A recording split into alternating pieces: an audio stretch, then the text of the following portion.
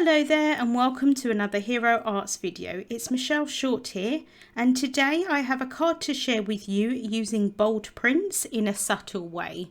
So let's get started.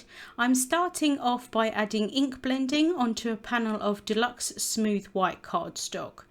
This is quite a lot larger than I actually need it to be. I only need it to be the size of an A2 panel, but I want to have some extra room in case I mess up or get my inky fingers in it or mess up the heat embossing or anything like that. So I like to work with a larger piece when using bold prints.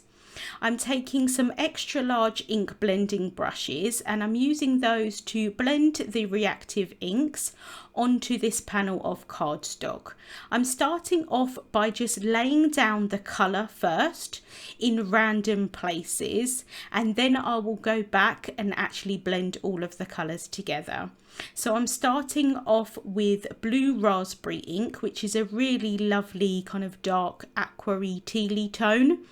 I was going to use the Pool Party, but I ended up just using this blue raspberry instead.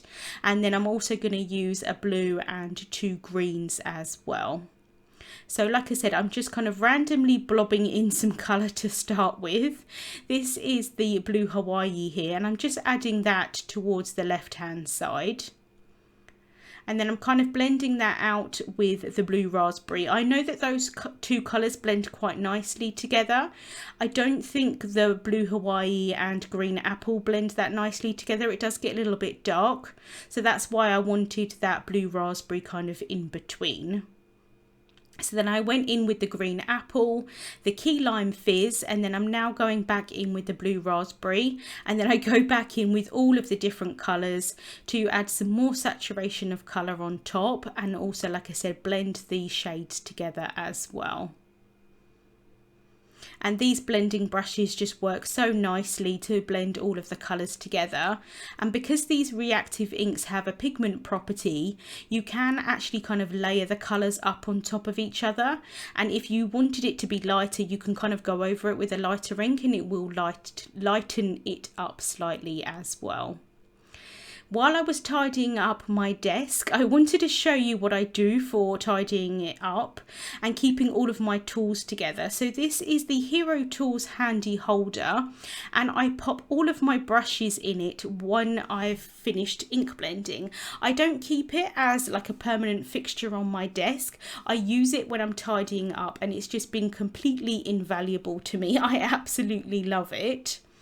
Next, I want to work on the sentiment. So I've taken the Peace Words Fancy dies and I'm going to die cut the word congrats.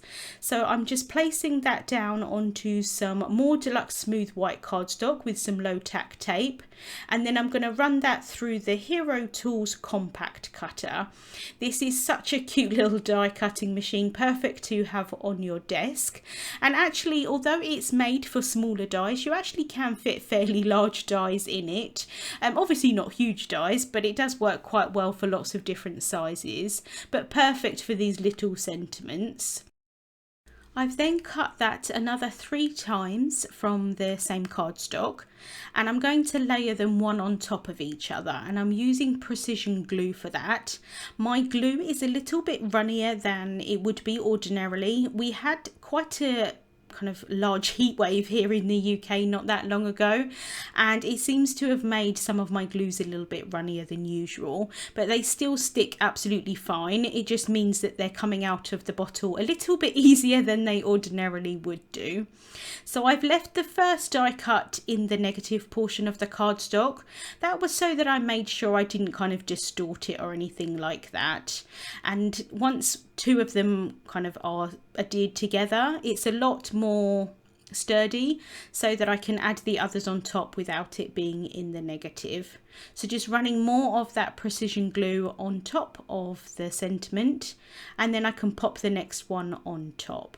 My card is going to be really quite flat. There's not a huge amount of dimension on it, so I did want this sentiment to be a little bit more dimensional.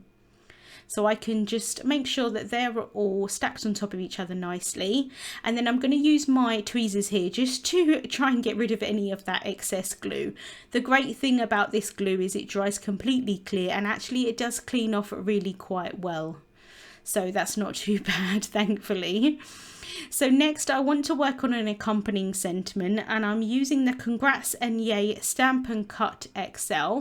I'm actually just using the stamp set rather than the die cut as well. So I'm just going to stamp the new home sentiment down onto some pitch black cardstock. I'm prepping the cardstock with an anti-static powder tool and removing the excess powder with a brush. I can then ink up my stamp using clear embossing and Watermark ink. This is a clear sticky ink so that when I add the embossing powder on top, it's going to stick to it. I apologise that this is off camera, but when I stamp sentiments in the Mini Misty here, I find that it's easier to do it in this landscape format rather than portrait. So I'm just pressing down lightly there, and then I can apply some detail white embossing powder. I could have just used normal white embossing powder. This is quite a kind of large sentiment, but I've got so used to using the detail powder that I tend to just grab for it now, whatever the case. But it did emboss really quite nicely. So then I can just heat set that until it's completely melted. And I like to heat set from the front and the back, and then I do also kind of wave it in the air. That helps to cool it down quite quickly and does help a little bit with the warping. And then I'm just using a Swiffer cloth to remove any of that excess anti-static powder, and then I am going to cut that down into a strip. Next, my background has completely dried, so I'm taking the Cactus bold prints and I'm just placing that down into the Misty here. I at this point completely forgot that I needed to take the foam pad out. I do remember before I stamp it down, but because I had that in there, I misaligned this stamp slightly, so you'll see when I go to stamp it, I didn't actually realise that it was kind of hanging over the edge. So I've removed that pad now, and I'm going to prep the panel with an anti-static powder tool, and again remove the excess powder. That's so that I'm not stamping directly onto the powder, and the ink is going to saturate the cardstock really nicely. So I can ink up this image here with the clear embossing and Watermark ink again. This is quite a large bold print. It's got quite a lot of open, when I say open areas, I mean quite a lot of areas where there's going to be a lot of embossing powder.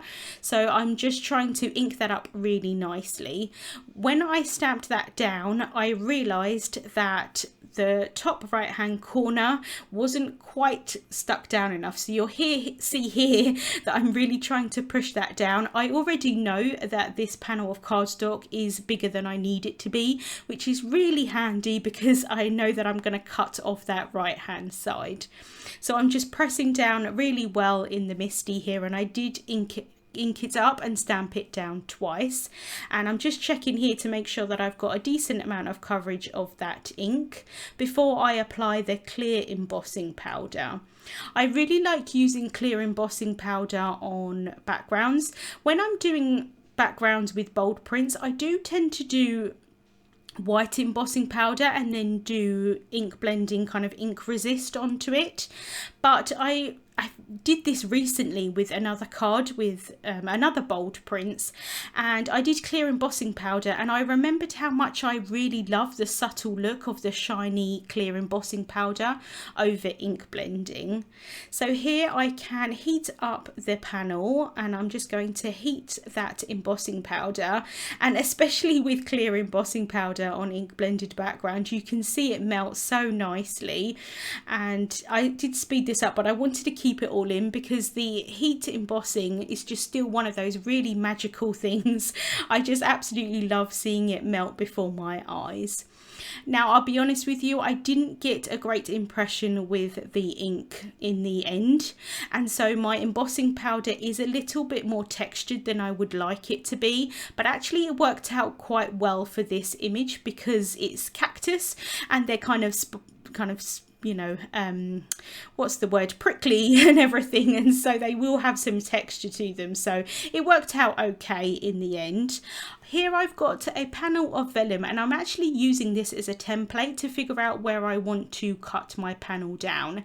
It's cut to an A2 sized front card base, so a finished size of 4 1/4 by 5.5 inches. And I literally just use that just to mark pencil lines so that I can see where I wanted to cut my panel down. And it's quite helpful having it in vellum so that you can kind of see through and see kind of like where you actually want those images to be on the panel. So I'm just bringing in my sentiment here so that I can figure out where I want to cut this panel down. I want it to be cut at a diagonal so that the background is just on the top part of the card base, and then you actually just see the white card base at the bottom. So I cut that down using my guillotine, and now I'm adding some tape runner adhesive onto the back of it. And then I can adhere that down onto the top folding A2 sized card base. So like I said, that's a finished size of 4 1/4 inches by 5.5 inches. This is reactive ink, so I don't want to get my fingertips in it too much. It was a very hot day while I was filming this, so I'm just using a piece of scrap paper to put over the top so that I can really press that down without getting any of my fingerprints in the way.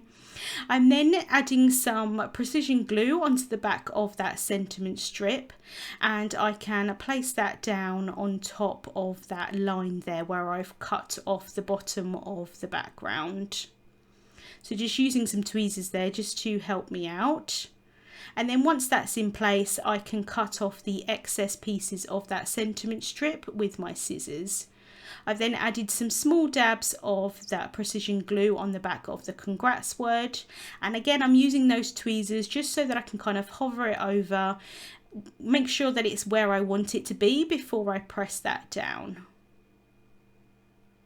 And then to finish off, I wanted to add a little heart, and I've got a little bit of that ink blending left where I cut that down, and I'm using the smallest of the Nesting Hearts Infinity dies to cut a tiny little heart so that I can pop that on the sentiment strip. So I'm just going to add a tiny little dab of that precision glue and add that to the side of where it says New Home. And then I can finish off with adding some sparkle clear lacquer pen on top, and that's just going to add a little bit of extra sparkle. I thought this bold prints worked quite well for a new home card.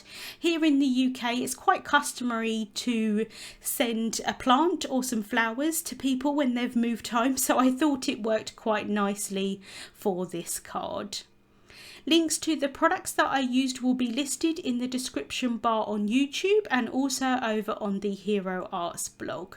Thank you so much for watching, and I hope you have a wonderful day.